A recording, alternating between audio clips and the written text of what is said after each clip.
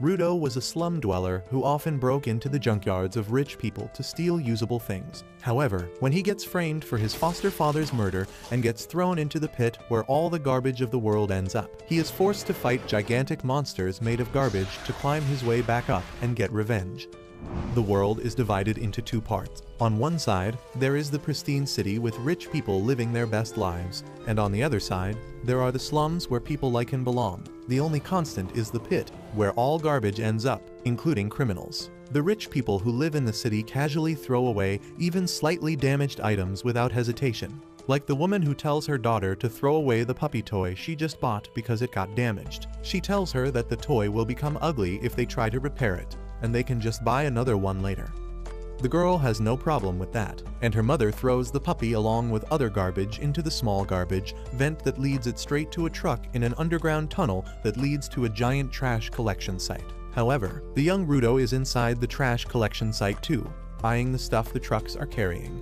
He sneaks into the trash collection site and enters one of the rooms, but unfortunately, one guard hears some sound coming from the room, and he immediately checks inside to find someone rummaging through the garbage. The guard barges inside the room with his gun pointed at the trash thief Rudo, calling him a disgusting degenerate who is threatening the beauty of the city by hoarding trash.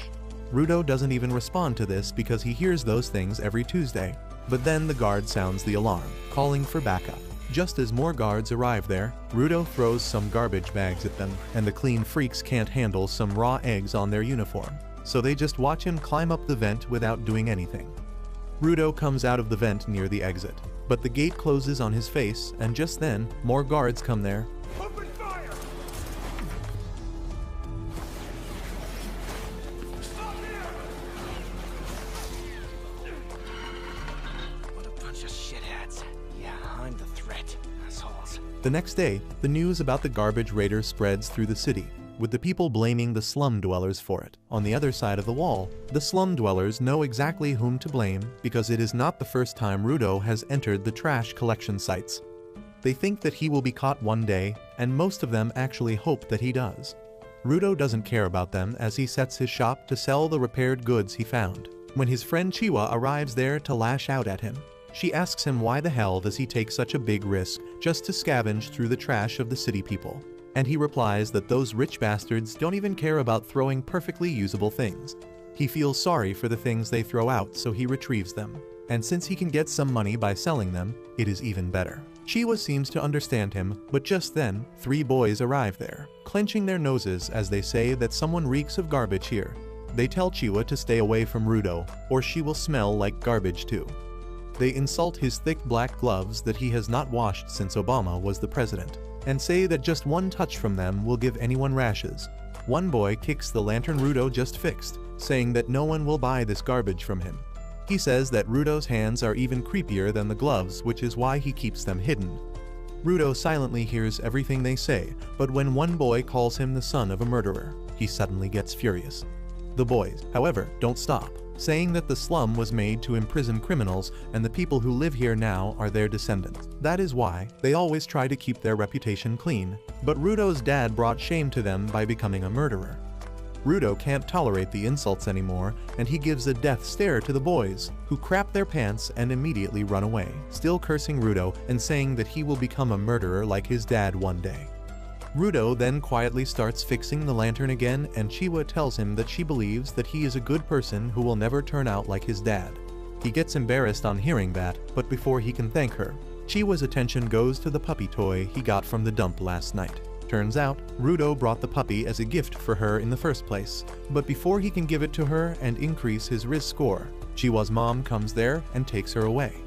Rudo heads home after that and finds his adoptive dad Regto waiting for him. Regto suddenly starts mimicking how nervous he was while trying to give the puppy to Chiwa, and Rudo turns red because he didn't spot him watching them. Regto tells him that they will talk about it later because first, they need to talk about Rudo's little trip to the junkyard. Regto tells him that he doesn't need to push himself so hard because they are not that broke. He thinks that Rudo feels a bit indebted to him because he adopted him after his biological dad was thrown into the pit for being a murderer. But Rudo says it is not like that. He tells Regto that he considers him family, and he is just trying to do his part. Recto simply tells him to be this honest with Chiwa too, and Rudo suddenly fumbles hard, injuring the gun wound from last night. Recto immediately starts giving him first aid and also changes the bandages around his hands while he is at it. As Rudo looks at his hands, he recalls how they have been injured for as long as he has known. People always judged him for that, and sometimes his wounds started hurting like hell out of nowhere.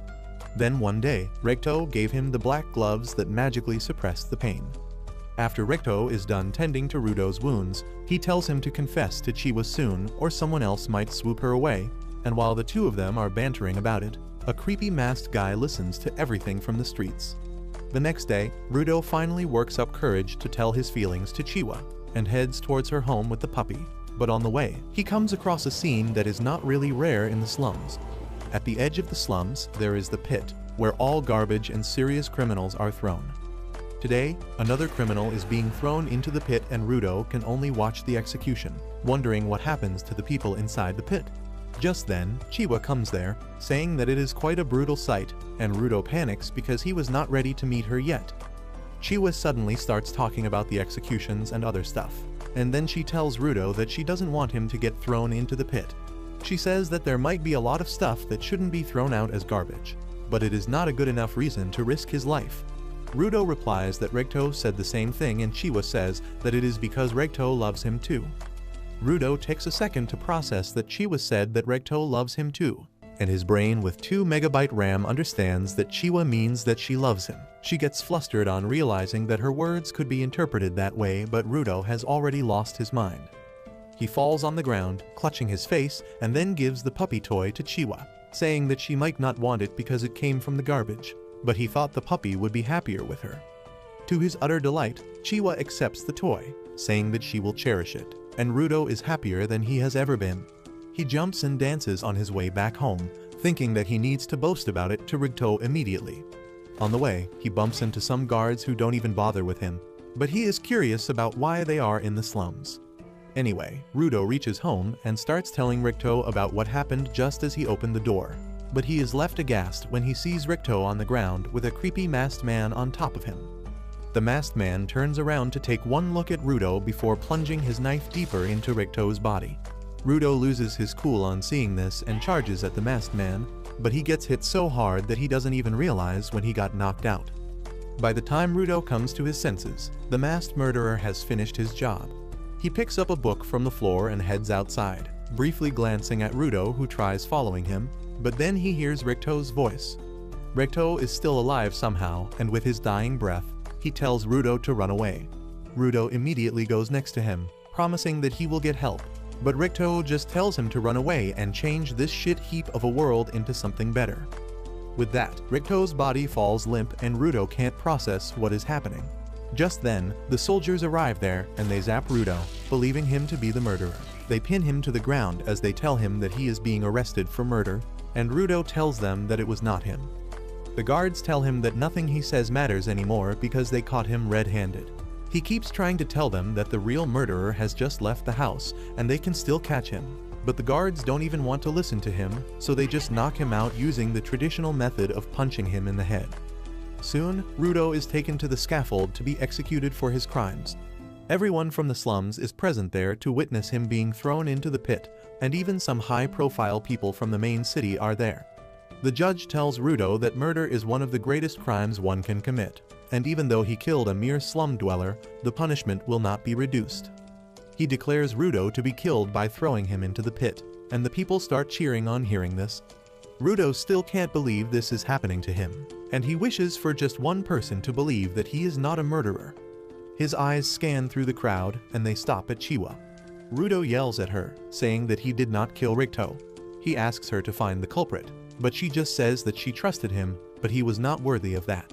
She says that he was a murderer's son in the end and drops the toy as she turns his back on him. Her betrayal hurts Rudo more than anything else, and he snaps at the people calling him human filth who deserves to be thrown into the pit. He says that they are the real filth here because they are just blobs of meat without a brain or a will. He swears that he will send them all to hell, when suddenly he notices that the murderer is among the crowd as well. However, he gets no chance to tell anyone about it as he is thrown off the edge. Rudo feels like he has been falling forever, and at one point, he loses consciousness. Luckily, all the garbage at the bottom of the pit breaks his landing, and when he wakes up, he is completely unharmed. He wonders what the hell is happening and how is he still alive, when the stench of the place suddenly hits him. Even the garbage thief is forced to block the smell, and then he notices the vast sea of garbage in front of him along with things that he doesn't recognize. Rudo wonders what the hell is this place when suddenly a giant shadow covers him. He turns around to see what is happening, and he can't believe his eyes when he sees a gigantic monster made out of garbage bearing its fangs at him. Rudo's mind goes blank for a moment on seeing the monster, and he recalls how he always found it strange that everyone was so obsessed with sending garbage and human filth to the bottom of the pit. Yet no one ever cared about what actually happened to them below. They didn't even think about what else could be at the bottom, and that bothered him more than anything else. However, he quickly snaps out of it and starts running for his life as the gigantic monster starts approaching him.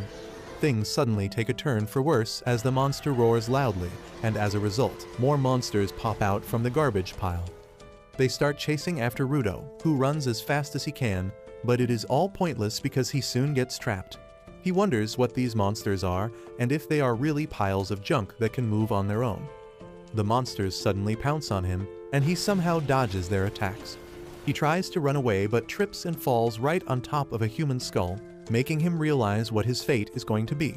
Rudo curses at the bastards who threw him down to the hellish place, and just then, the heap of garbage he was standing on crumbles down. Rudo quickly finds himself at the bottom of a cliff that keeps him at a safe distance from the monsters, but there is another thing that is killing him. He realizes that the air of this place is literally poison, and if he breathes it for too long, his lungs will be torn apart. He covers his mouth and nose with his gloves, hoping to find a place to hide and recover.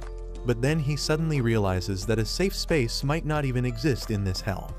He begins losing hope and suddenly pukes out blood, the sound of which attracts the monsters towards him again. Rudo falls on the ground, unable to move, and he almost accepts his fate when suddenly, Ricto's dying body pops up in his memories. A strange power suddenly surges through Rudo's hands, but he doesn't notice it.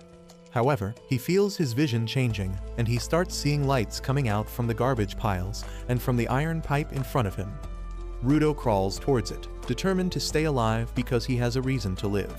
He grabs the iron pipe and gets up, declaring that he will return to the surface and get his revenge on the people who sent him here and on the bastard who killed his dad. Rage starts swelling up inside him, and the monsters sneak towards him using this chance. However, as one of them attacks him, Rudo simply hits it away with the iron pipe without even bothering to look at it. As a result of that attack, Akin flies away and hits the umbrella of another resident of the pit, who is surprised that someone who can fight against the monsters has arrived here. Meanwhile, Rudo has gone batshit crazy while fighting the monsters. He doesn't care about the poisonous air or the blood flowing down his nose as he keeps jumping around. And even getting slammed into the huge rocks at great speed doesn't seem to do much damage to him. A monster crushes the rock he was stuck on, burying him in rubble, but Rudo gets out and pulls a pole along with him. He swings it with full strength, dealing great damage to the monster, but then suddenly, another monster emerges from right underneath him.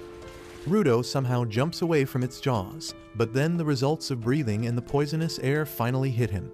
He begins spewing blood again, and the monsters use this chance to creep up on him. Luckily, his mysterious power rises once again, giving him the strength and madness to stand in his position even as two monsters attack him at the same time. Rudo comes out of the collision safely and uses a metal sheet to cut the skull of the first monster. He then attacks the second monster, slashing it in half and causing it to explode. He takes a break after that, but then another gigantic monster begins walking towards him. The moment Rudo sees it, he decides to run away and regain his strength, but the monster stomps on the ground with its full strength, releasing a shockwave that blows him away. However, as Rudo opens his eyes, he is shocked to see a guy wearing a creepy mask standing on top of him. He wonders who is this guy and where did he come from, but the man suddenly lifts him up and kicks him ahead. Rudo coughs up some blood and is about to throw hands when the guy suddenly puts a gas mask on his face, allowing him to breathe again. Rudo is really confused now, and he asks the man if he is a local. He wants to know about this place and the monsters here, but the masked man just asks him to be silent. Obviously, someone with a single-digit ick can't understand orders, and Rudo keeps asking him about this place loudly. The masked man once again whispers at him to shut up. but Rudo tells him to speak more clearly. He asks if they are underground, and the masked man finally snaps at this.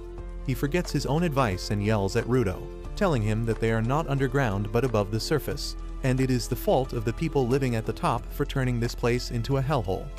He then tells Rudo that the giant monsters made out of trash are attracted to sound, and thanks to him not shutting up, they have noticed him now. The masked man says that the trash beasts can't be defeated with ordinary weapons, so their best choice was to sneak away silently, but they can't do it anymore. One monster reaches behind them by this point, and the masked man decides to deal with it before anything else. A golden energy suddenly emerges from his arm and coats his umbrella, transforming it into a weapon. The monster attacks them, but the masked man simply swirls his umbrella in its face, using it like a handheld blender to grind away the monster. The monster's pieces fall away everywhere, and they suddenly turn to dust. Rudo was already surprised by the strange power-up, but now he is even more curious about the monsters not regenerating after being hit by this attack. Just then, a huge horde of monsters arrive there, but the masked guy is confident that he can deal with all of them. He dashes towards the monsters, quickly blowing them up with his bladed umbrella, and then jumps up, using his umbrella as a parachute. Rudo wonders if this is some kind of technology the people in the pit use, or if it is unique to the masked man. Meanwhile, the masked man drifts in front of the last remaining giant monster, who suddenly spits a ball of acid at him. He blocks and scatters the acid with his umbrella, and the acid violently explodes on hitting the garbage patches. The masked man then uses the monster's head as a base to jump up higher, and after that, he pours more energy into his umbrella, increasing its size and destructive power. He dives towards the monster's head with that, cutting through him and the ground as well. Once that is done, the masked man heads back to Rudo, who asks him who the hell is he. The man removes his mask and introduces himself as Injin, a simple cleaner, but the very next moment, the sick air makes him regret his decision. Injin curses Rudo for making him take off his mask, and then suddenly, Rudo collapses. While he is unconscious, he dreams of an incident from his childhood. He had returned home after being bullied and pushed into the sewer by the other boys because he told them that objects are alive, and they didn't believe him. Recto asked him if he hit the boys back, and Rudo replied that he did not. He asked Recto if he was really telling the truth when he said that when an object is treated with care, a soul will eventually come to inhabit it. As Recto cleaned him up, he said that the story was just an old legend to make people cherish what they had, but personally, he liked to believe that everything had a soul. Rudo grew increasingly curious on hearing this and asked if the things around their house had a soul too, including his gloves. Recto just replied that if he treats them with care, they would have a soul one day. Rudo suddenly wakes up from his dream with that, and he finds himself chained and being dragged by Injin. Rudo curses him, telling him to let him free, but Injin says that he is just taking him to a safe place. Rudo doesn't care about that anymore because he wants to go back up to get his revenge, but those words make Injin stop in his tracks. He tells Rudo that it is impossible to climb back up to the place they call the sphere, which is basically in the sky, and it is constantly on the move. He then resumes dragging Rudo, saying that getting back is not possible now, and he should just calm down and accept his new situation. Rudo, however, refuses to give up, saying that he will get back to the sphere at all costs. He believes that Injin knows the way to go there, but is hiding it from him, and he yells at him to tell him everything he knows, or he will keep shouting till more monsters come. Injin is pissed at this, and he tells Rudo that he will tell him exactly what kind of place this is. He starts dragging him even more carelessly and finally takes him to a clearing in a canyon that is 100 times cleaner than the surroundings. Injin drops him there, telling him to have fun as he quickly leaves. Rudo curses him to at least free him, but Injin goes away without saying anything. Suddenly, a bunch of men wearing gas masks come out of the trucks, and they start heading towards Rudo. He wonders if they are the inhabitants of this place, and the people are also incredibly curious about him. Judging by his clothes, they wonder if he is from the sphere, and they creepily approach him with their questions. Rudo nervously tells them that he fell from the sphere, and the men suddenly throw away their masks. They seem really excited to see a living sphere dweller with them because they always found their dead bodies in the past. They get overly curious and begin examining Rudo's face, and he immediately moves away from them. The men tell him that they mean no harm and start untying him, which makes him think that they are much nicer than Injin. However, it all turns out to be a trap, and soon, Rudo finds himself chained really tightly inside a truck. He wonders what the hell is happening, but the men outside talk about how lucky they are to get a real living spherite because he will definitely fetch an enormous amount. They talk about how people pay crazy money for the body parts and clothes of the dead spherites, and finding a rare one will drive them crazy. The leader of the men then tells Rudo that the reason people are willing to pay such a huge amount of money for spherites is because they hate them. He curses the people living in the sphere who dumped all their waste on the planet until it piled up, poisoning the air and creating monsters. The people who died from the monsters or lost their homes because of the toxic air and land bear deep grudges against the spherites, and once they find a live one, they will go medieval on his. The leader then decides to feed Rudo something to welcome him to the surface, and that food is rotten meat and other spoiled things. He keeps mocking him throughout, saying that spherites like him don't even touch garbage, so he can't possibly digest food like this. However, as he tries to shove a piece of meat down Rudo's throat, the man makes the biggest mistake of his life. Rudo suddenly bites his fingers, tearing out the flesh from them and chewing it up along with the rotten stuff he ate earlier. He then starts eating the rotten food, saying that it is not trash because it is still perfectly edible. The man crap their pants because they have never seen a beast like this, but that is just the beginning. Rudo is mad at everyone for labeling things as trash and unworthy of being used, and he is no longer going to take it sitting down. His power manifests again, and he breaks free from his chains. He jumps outside and releases his energy onto the ground, lifting the objects around him.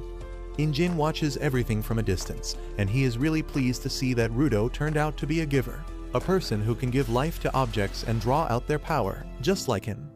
Meanwhile, on the ground, Rudo thinks about Rigto's words that treating objects with care makes them alive, and they treat their humans with care too. He throws away his mask and grabs the chain used to tie him, infusing it with life and turning it into a weapon. The men rush towards him, but Rudo just hits the ground with his chain, forcing them to retreat. Their leader tells them to target the chain because a giver is useless without their object, and his men succeed in disarming Rudo quickly. However, to their utter shock and Injin's utter delight, Rudo picks up a tire and turns it into a weapon too, which is too rare even for powerful givers. He makes quick work of the men and then moves on to their leader, who keeps cursing him while crapping his pants. But just as Rudo is about to strike him, Injin comes there and stops him. Rudo suddenly snaps out of his frenzy, and his power dies down. The tire he was using suddenly turns to dust, and Rudo gets a nosebleed as he tries to figure out exactly what he did just now. Injin says that using his power so recklessly is bound to tire his body. He then apologizes for testing Rudo like this, but he wanted to make sure of his powers. He promises to tell him everything about this world and his powers, but in exchange, he wants Rudo to join the cleaners because they need people like him to fight the monsters. However, that is a bit too much for Rudo to process, and he says that he doesn't want to join them. But that's where this video ends. Remember to like and subscribe to the channel. Thanks for watching, and I'll see you next time.